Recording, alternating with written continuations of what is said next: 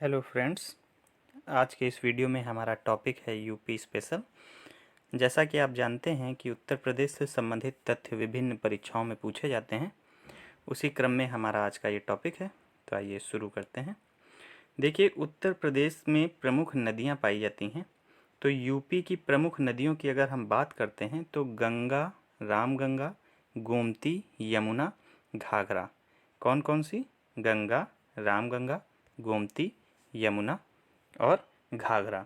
ये उत्तर प्रदेश की कुछ प्रमुख नदियां हैं आपकी। और अगर गंगा में सर्वाधिक बीओडी की बात की जाए, बीओडी से हमारा मतलब होता है बायोलॉजिकल ऑक्सीजन डिमांड। यानी कि किसी भी नदी में बीओडी जितनी ज़्यादा होगी वो नदी उतनी ही ज़्यादा प्रदूषित होगी। क्योंकि बायोलॉजिकल ऑक्सीजन डिमांड से मतलब ही हमारा ये होता है कि ऑक्सीजन की मांग बहुत ज़्यादा है। और ऑक्सीजन की मांग ज़्यादा कब होती है? जब बहुत ही ज़्यादा प्रदूषण होता है। तो हमको सीधे सीधे याद रखना है कि बीओडी बढ़ने से प्रदूषण बढ़ता है। तो गंगा में सर्वाधिक जल प्रदूषण पाया जाता है कानपुर से प्रयागराज, यानी कि इलाहाबाद जो कि था पहले, जो कानपुर से प्रयागराज तक में गंगा में सर्वाधिक बीओडी मिलता है, वहाँ पे सबसे ज़्यादा प्रदूषित है गंगा। इसी प्रकार से अगर देखा जाए राज्य की सर्वाधिक प्रदूषित नदी कौन सी है, तो यमुना नदी है, गंगा नहीं होगी। ठीक, उत्तर प्रदेश राज्य की सर्वाधिक प्रदूषित नदी यमुना है। यमुना नदी यूपी के 19 जिलों से होकर बहती है। कितने जिलों से? 19 जिलों से होकर के बहती है। और यमुना नदी को ही कालिंदी नदी या सूर्यपुत्री भी कहा जाता है। ठीक, यमुना नदी को कालिंदी नदी या सूर्यपुत्री भी कहा जाता है। इसी प्रकार अगर हम देखें तो कुछ प्रमुख नगर जो नदियों के किनारे बसे हुए हैं उनसे संबंधित प्रश्न पूछे जाते हैं। तो अगर गंगा नदी के किनारे बात की जाए तो 26 नगर बसे हुए हैं, सबसे ज़्यादा हैं। गंगा नदी के किनारे कितने हैं? 26 हैं। जिसमें से प्रमुख अगर देखे जाएं तो गाजीपुर, बनारस, बनारस प्रमुख है, गंगा नदी के किनारे है। प्रयागराज भी प्रमुख है, संगम और गंगा नदी के किनारे है। कानपुर गंगा नदी के किनारे है। बलिया का नाम शेरपुर भी है, याद रखिए, इस नाम से पूछा जाता है कभी कभी। तो शेरपुर या बलिया भी गंगा नदी के किनारे है और मिर्ज़ापुर ज़िला भी गंगा नदी के किनारे बसा है। इसी प्रकार अगर यमुना नदी यानी कि कालिंदी नदी की बात की जाए तो 10 नगर हैं, जिसमें प्रमुख हैं प्रयागराज, कौशाम्बी, इटावा, आगरा, मथुरा, बागपत, हमीरपुर और कालपी। अगर गोमती नदी की बात की जाए तो इसमें 3 प्रमुख हैं, जौनपुर, सुल्तानपुर और लखनऊ। लखनऊ जो उत्तर प्रदेश की राजधानी भी है वो गोमती नदी के तट पर बसा है। और सुल्तानपुर जिला, इसी प्रकार जौनपुर, जौनपुर जिले को पूर्व का सिराज भी कहा जाता है। अध्यापक भर्ती परीक्षा में प्रश्न पूछा गया था, जौनपुर नगर को ही पूर्व का सिराज कहा जाता है। गोरखपुर योगी आदित्यनाथ जी के संसदीय क्षेत्र है। ये गोरखपुर राप्ती नदी के तट पर बसा है, इसलिए महत्वपूर्ण हो जाता है चूँकि योगी आदित्यनाथ का संसदीय क्षेत्र है, राप्ती नदी के तट पर है। गाजियाबाद, नोएडा और ग्रेटर नोएडा ये आपके हिंडन नदी के तट पर बसा है। किस नदी के तट पर? हिंडन नदी के तट पर। तो इस प्रकार से कुछ तटवर्ती जो है नगर पूछ लिए जाते हैं यूपी के। यूपी की अगर प्रमुख झीलों की बात की जाए तो बखीरा झील कई बार पूछी गई है, ये संत कबीर नगर। बखीरा झील कहाँ पे है? संत कबीर नगर में है। पार्वती अर्गा ताल ये गोंडा जिले में है। गोविंद वल्लभ पंत ये कृत्रिम झील है, गोविंद वल्लभ पंत सागर झील। अगर पूछा जाए इनमें से कौन सी कृत्रिम झील है तो ये गोविंद वल्लभ पंत सागर झील जो है, ये सागर लिखा है लेकिन सागर ना होकर के झील है और सोनभद्र जिले में है। इसी प्रकार से फुलहर झील, यहाँ से गोमती नदी का उद्गम होता है, ये पीलीभीत जिले में है और यहाँ से मैदानी क्षेत्र में प्रवेश करती है। सुरहा ताल झील ये बलिया में है। सुरहा ताल कहाँ पे है? बलिया में है। और सोनभद्र जिला जहाँ पर आपकी गोविंद वल्लभ कृत्रिम झील है, ये यहाँ पर सोनभद्र जिले में रिहंद नदी पर, कौन सी नदी? रिहंद नदी पर रिहंद बांध परियोजना है, बहुउद्देशीय परियोजना है। दूसरी बहुत ही महत्वपूर्ण है, ललितपुर जिले में बेतवा नदी पर माता टीला बांध कई बार पूछा गया है। कहाँ पर? ललितपुर जिले में बेतवा नदी पर माता टीला बांध। ठीक है, ललितपुर जिले में ये पूछा जाता है। इसी प्रकार से प्रदेश की सबसे पुरानी नहर कौन सी है? तो पूर्वी यमुना नहर जो है वो कई लोग शारदा कहते हैं ना, शारदा नहीं होगा। पूर्वी यमुना नहर जो है वो उत्तर प्रदेश की सबसे पुरानी नहर है जिसका निर्माण शाहजहां ने करवाया था। इसी प्रकार से प्रश्न हथनी कुंड बैराज पर पूछा गया, जिसको अब ताजे वाला बैराज भी कहा जाता है। ये यमुना नदी पर बना है और कहाँ पर, सहारनपुर में। राज्य की कुल विद्युत उत्पादन की अगर बात की जाए, ठीक है, तो सबसे ज़्यादा बिजली किससे बनती है? देखिए, बिजली जल से भी बनती है, तापीय यानी कोयले से भी बनती है, सौर ऊर्जा से भी बनाई जाती है। तो राज्य की जो विद्युत उत्पादन है वो सर्वाधिक होता है तापीय विद्युत से। किससे? यानी कि कोयले से। और सर्वाधिक पुरानी जो तापीय विद्युत परियोजना है वो है हरदुआगंज तापीय विद्युत परियोजना, जो कि 1968 में रूस के सहयोग से बनी थी। तो राज्य की सर्वाधिक पुरानी तापीय विद्युत परियोजना हरदुआगंज हो जाएगी। ठीक है। इसी प्रकार अगर हम सड़क और परिवहन के बारे में देखें तो हम पाते हैं कि देश में कुल सड़क संजाल यानी जितनी सड़कें बिछी हुई हैं उसमें पहले स्थान पर तो महाराष्ट्र है, यानी कि सबसे ज़्यादा सड़क की लंबाई महाराष्ट्र में है, और अपना उत्तर प्रदेश इस रैंकिंग में दूसरे स्थान पर है। ठीक है, ये डेटा याद रखना है। देश में कुल सड़क संजाल में महाराष्ट्र प्रथम पर है और यूपी दूसरे पर है। यूपी की पहली रेल 1859 में चली थी। कहाँ से कहाँ तक? इलाहाबाद यानी कि वर्तमान का प्रयागराज, यहाँ से कानपुर तक। अब कई बार उत्तर प्रदेश के एयरपोर्ट्स से रिलेटेड प्रश्न पूछे जाते हैं, जैसे चौधरी चरण सिंह या अमौसी हवाई अड्डा, ये लखनऊ में है। इसी प्रकार से महायोगी गोरखनाथ, नाम से ही पता चल रहा है गोरखपुर में होगा। चकेरी हवाई अड्डा कई बार पूछा गया है, चकेरी कानपुर में है। इसका मिलान करने को भी कई बार आ जाता है। पंडित दीनदयाल, ये आगरा, या इसको खेरिया नाम से भी पूछते हैं, खेरिया हवाई अड्डा, तभी भी आगरा। पंडित दीनदयाल अभी इसका नाम कर दिया गया तो ये भी आगरा। डॉक्टर अंबेडकर एयरपोर्ट, ये मेरठ में है। डॉक्टर अंबेडकर एयरपोर्ट कहाँ है?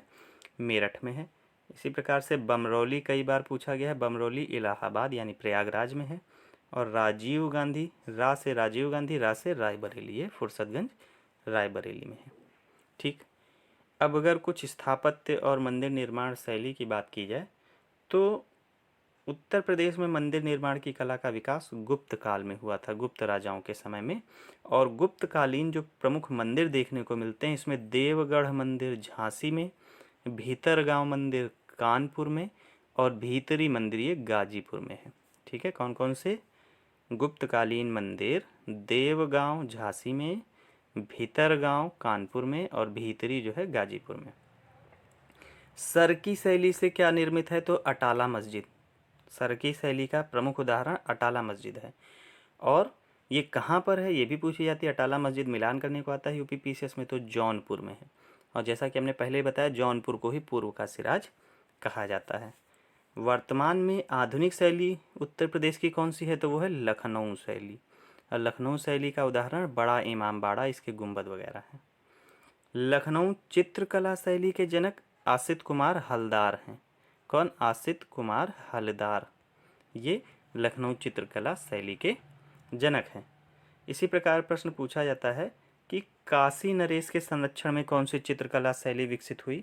तो काशी नरेश के संरक्षण में दो शैली विकसित हुई, एक अपभ्रंश और एक कंपन। ठीक है, इसका मतलब अपभ्रंश और कंपन आपकी ये चित्रकला शैली है। तबला व सितार, ये प्रश्न कई बार पूछा गया। इसका आविष्कारक कौन है? तो इसके आविष्कारक हैं अमीर खुसरो। कौन? अमीर खुसरो। प्रदेश का एकमात्र शास्त्रीय नृत्य, यानी कि एक ही यहाँ पर शास्त्रीय नृत्य है, वो कौन सा है? कथक। ये नृत्य मिलान से आ जाता है। और अगर कुछ अन्य लोक नृत्य देखे जाए, देखिए लोक नृत्य और शास्त्रीय नृत्य में अंतर होता है। तो यूपी में लोक नृत्य तो कई से आ रहे हैं, लेकिन शास्त्रीय नृत्य पूछा जाए तो सिर्फ एक है, वो भी कथक। जैसे धुरिया लोक नृत्य, ये बुंदेलखंड क्षेत्र में होता है, और बुंदेलखंड क्षेत्र में घोड़ा नृत्य भी होता है। राई या मयूर नृत्य, ये भी बुंदेलखंड क्षेत्र में भी होता है, ब्रज क्षेत्र में भी होता है। चरकुला कई बार पूछा गया, चरकुला ब्रज क्षेत्र में होता है। कर्मा व सीला नृत्य, ये खरवार जनजाति होती है उनके द्वारा किया जाता है, मिर्जापुर सोनभद्र क्षेत्र में। ठीक है, इस प्रकार से कुछ नृत्य हुए। अब अगर हम ताप विद्युत परियोजनाओं के बारे में देखें उत्तर प्रदेश की प्रमुख, तो हम देखते हैं कि हरदुआगंज तापीय विद्युत परियोजना जो कि सबसे पुरानी थी और रूस के सहयोग से बनी थी, ये अलीगढ़ में है। कहाँ पे है? अलीगढ़ में। पनकी ये कानपुर में। तापीय विद्युत परियोजना है, यानी कि यहाँ कोयले से ऊर्जा बनती है। परीक्षा कई बार पूछा जाता है, झांसी में है। अनपरा और ओबरा ये भी महत्वपूर्ण है, ये सोनभद्र जिले में है। तो कौन कौन से हमने देखे? हरदुआगंज अलीगढ़, पनकी कानपुर, परीक्षा झांसी, अनपरा और ओबरा ये सोनभद्र में है। यूपी की अगर पूछा जाए सबसे बड़ी जल विद्युत परियोजना, तो वो रिहंद नदी पर है।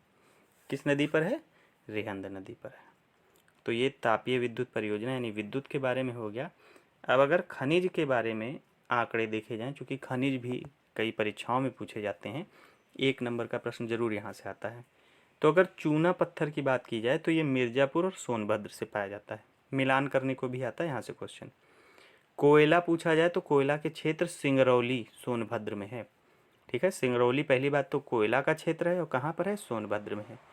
डोलोमाइट ये मिर्ज़ापुर सोनभद्र बांदा, मिर्ज़ापुर सोनभद्र बांदा। और हीरा उत्तर प्रदेश में कहाँ से मिलता है? तो मिर्ज़ापुर और बांदा से। यूरेनियम कई बार पूछा गया है, ललितपुर जिले से मिलता है। डायस्पोर ये हमीरपुर, ललितपुर, झांसी, महोबा से। जिप्सम जो है वो झांसी और हमीरपुर से, और सेल खड़ी भी झांसी और हमीरपुर से। ठीक है, तो ये कुछ महत्वपूर्ण आंकड़े हैं खनिज के।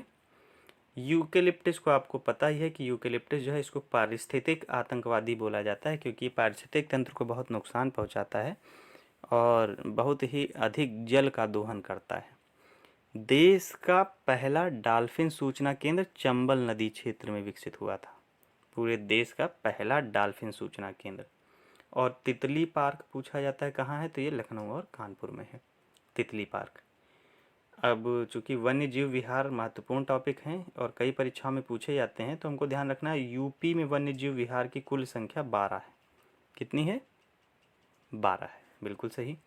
जिसमें चंद्रप्रभा वन्य जीव विहार चंदौली में, ऐसे याद रखना है, चंद्रप्रभा चंदौली।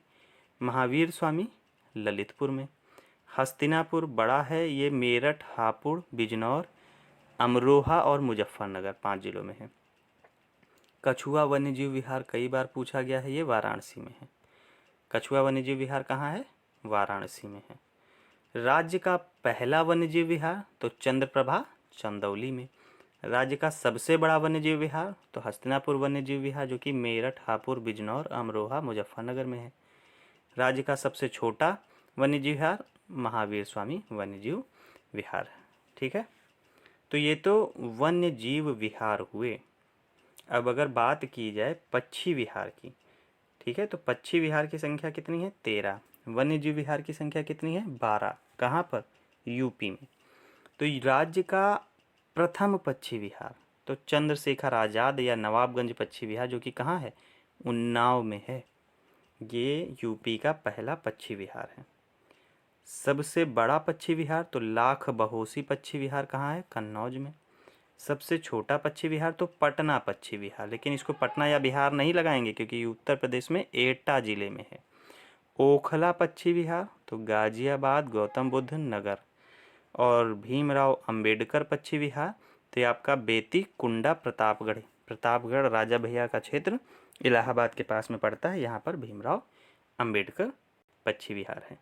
तो इस प्रकार से हमने यूपी के कुछ प्रमुख आंकड़ों का अध्ययन किया। अगर आपको वीडियो पसंद आ रहा है तो चैनल को लाइक और सब्सक्राइब ज़रूर करें। Thanks all of you.